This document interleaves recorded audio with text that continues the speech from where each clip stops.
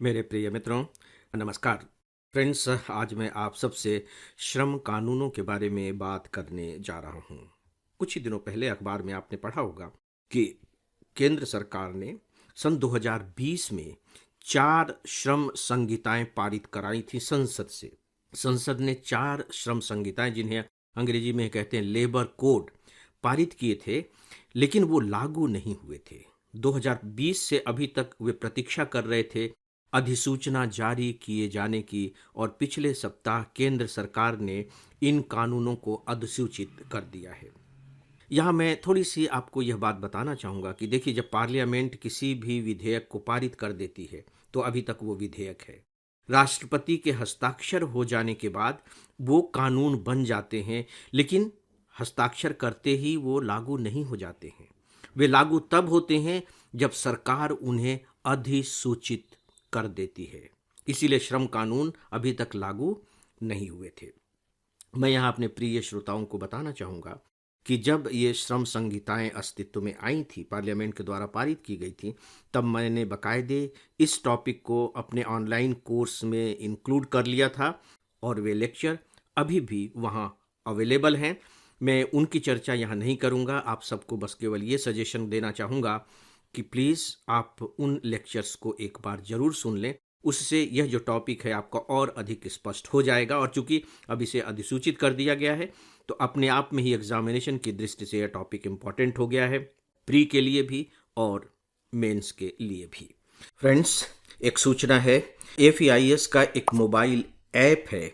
इस पर आपको आईएएस की तैयारी के लिए रोजाना 10 न्यूज़पेपर्स के चुने हुए एडिटोरियल कमेंट्स और आर्टिकल्स पढ़ने को मिलेंगे। आप इस पर करेंट अफेयर्स पर बेस्ड मेरा डेली ऑडियो लेक्चर भी सुन सकेंगे, और इसके अलावा आपको और भी बहुत कुछ मिलेगा, वह भी सब कुछ फ्री। तो आप बिना देरी किए इस ऐप को एंड्रॉयड या अपने एप्पल डिवाइस पर इंस्टॉल कर लें। तो आइए इसके बारे में थोड़ी सी बातें और जान लेते हैं। मैंने अभी आपसे कहा 4 श्रम संहिताएं, 4 थी। अब इसका उद्देश्य क्या है, इनमें क्या बातें कही गई हैं, किस तरह की व्यवस्था की गई है, आइए इसे श्रम संहिताओं के नाम से जानने की कोशिश करते हैं। जो इनका नाम है संहिताओं का, जो पहला है लेबर कोड, उसका नाम है सोशल सिक्योरिटी कोड। देखिए, बहुत ही सिंपल सा है, सोशल सिक्योरिटी कोड।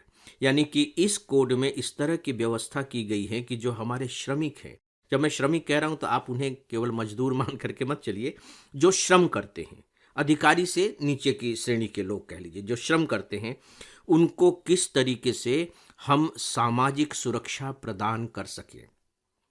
अब देखिए, थोड़ा सा हम श्रमिक के बारे में समझेंगे कि इसमें जिसे श्रम कहा गया है वो कौन से लोग हैं। इसके लिए एक कॉमन नाम इस्तेमाल किया गया है, fixed term employment. Fixed term employment यानी कि उनका जो टर्म होता है, जो कार्यकाल होता है, वो फिक्स्ड होता है कि भाई तुम 15 दिन काम करोगे, तुम 5 दिन काम करोगे, तुम 1 महीना काम करोगे, तुम 6 महीने काम करोगे। फिक्स्ड टर्म एम्प्लॉयमेंट यानी कि ये स्थायी रूप से काम नहीं कर रहे होते हैं, कॉन्ट्रैक्ट बेसिस पर आप कह लीजिए। तो सबको मिला करके बना दिया गया है फिक्स्ड टर्म एम्प्लॉयमेंट। यह एक नया कॉन्सेप्ट लेकर आया गया है। किन किन को लेकर के बनाया गया है ये? देखिए, हम अक्सर जो सूक्ष्म लघु मध्यम उद्योग हैं उनके बारे में बातें करते हैं। ये हमारी अर्थव्यवस्था की रीढ़ की हड्डी है, और ये हम पूरी की पूरी तरह से इनफॉर्मल सेक्टर में, असंगठित क्षेत्र है। यहाँ बहुत से मजदूर काम करते हैं, बहुत से लोग काम करते हैं, लेकिन वे स्थायी कर्मचारी के रूप में नहीं माने जाते, इसलिए उन्हें वे सुविधाएं भी नहीं मिलती हैं जो स्थायी कर्मचारियों को मिलती हैं। इसी से जुड़े हुए कुछ नए टर्मिनोलॉजी हैं, आप उन्हें भी जान लीजिए। गिग वर्कर्स के बारे में आपने खूब सुना है। गिग वर्कर्स, जब आप जोमेटो को ऑर्डर देते हैं तो आपके पास गिग वर्कर्स ही उसे लेकर के आते हैं। गिग वर्कर्स, ठीक है। जब आप उबर ओला में बैठ करके जाते हैं तो जो ड्राइवर गाड़ी चला रहा होता है वो एक प्रकार का गिग वर्कर्स ही है। गिग वर्कर्स का मतलब है कि जो टेम्परेरी तरीके से ही काम कर रहा है, मतलब परमानेंट नहीं है, कभी भी आप छोड़ दीजिए, कभी आकर के फिर ज्वाइन कर लीजिए, फिर छोड़ करके चले जाइए। ये गिग वर्कर्स है। इसी के साथ जुड़ी हुई एक और टर्मिनोलॉजी है प्लेटफॉर्म वर्क। प्लेटफॉर्म वर्कर्स भी कह सकते हैं।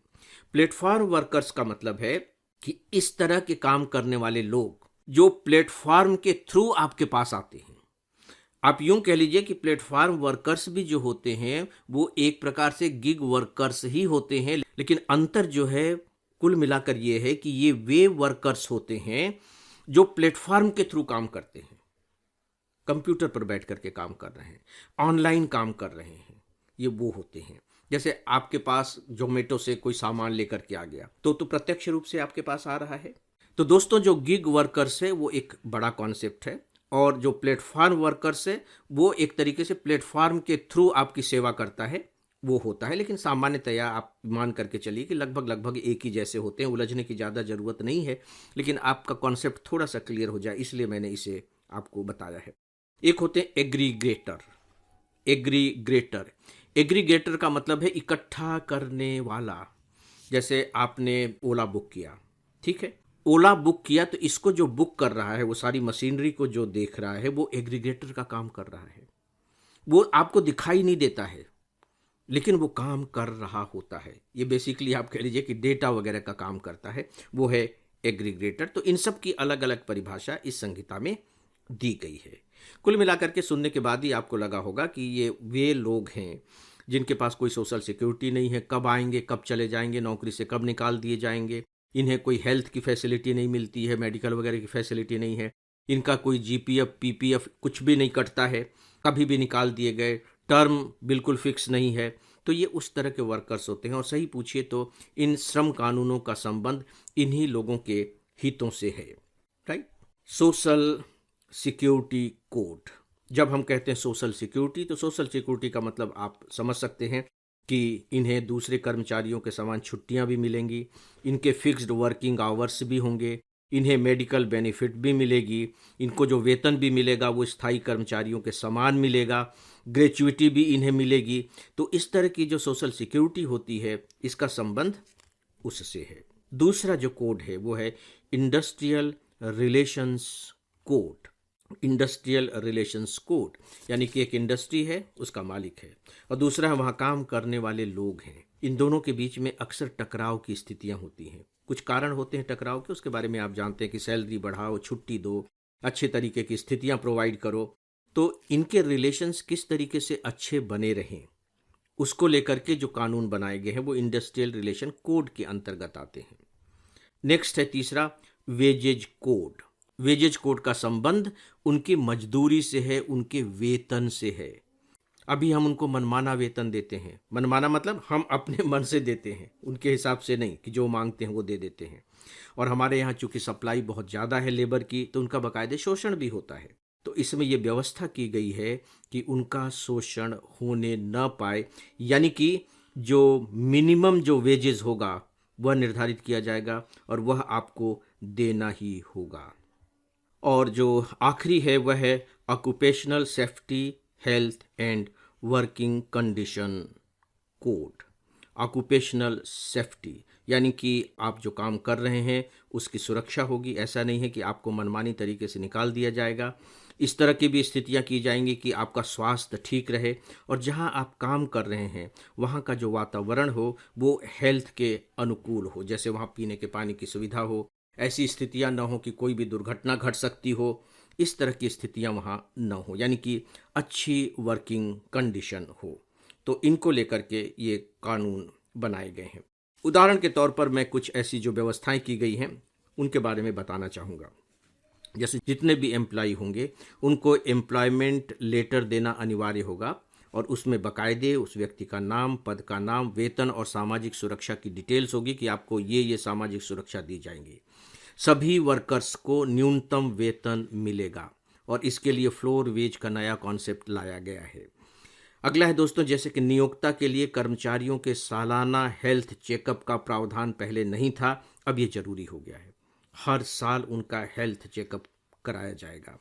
महिलाएं जो हैं अब नाइट शिफ्ट में भी काम कर सकेंगी, और समान काम के लिए समान वेतन देना अनिवार्य होगा। यानी कि ये महिला है तो आप उसे कम वेतन दे सकेंगे, और महिला को निर्भर परिजनों में सास ससुर को शामिल करने का विकल्प मिलेगा कि ये भी आपके ऊपर निर्भर है। दोस्तों, इस तरीके से कुछ व्यवस्थाएं की गई हैं। जब आप डिटेल्स में जाएंगे तो और जब आप मेरे लेक्चर सुनेंगे तो आपको और चीज़ें बहुत क्लियर हो जाएंगी। यहाँ मैं आपको एक बात विशेष रूप से बताना चाहूँगा कि हमारे अभी तक के जो श्रम कानून थे वो लगभग 1920 से लेकर के आज़ादी के बाद 1950 तक के बने हुए थे। अब आप देखिए कि वर्किंग कंडीशंस कितनी बदल गई हैं, अलग अलग तरह के काम हो गए हैं, परिस्थितियाँ बदल गई हैं, अलग अलग तरह के रिक्वायरमेंट भी हो गई हैं, लेकिन उसके अनुकूल श्रम कानून नहीं बने हैं। तो एक तरफ तो श्रमिक कहते हैं कि ये कानून उनके हितों की पूर्ति नहीं करते हैं, दूसरी तरफ जो नियोक्ता है उनका भी मानना है कि जो पुराने कानून है वो हमारे लिए बहुत बड़ी बाधा है। जबकि भारत के पास लेबर है और भारत अब कोशिश में लगा हुआ है कि वो दुनिया का मैन्युफैक्चरिंग हब बन सके। तो इसके लिए हमेशा ये बात कही जाती रही है कि नहीं, हमें अपने श्रम कानूनों में सुधार करना चाहिए ताकि दोनों के बीच का जो वातावरण है, दोनों के बीच के जो संबंध हैं वे बेहतर हो सकें। और उम्मीद की जा रही है कि शायद इन कानूनों के लागू होने के बाद इस तरह की स्थितियां बनेंगी। तो दोस्तों, ये थी श्रम कानूनों के बारे में कुछ जानकारियां।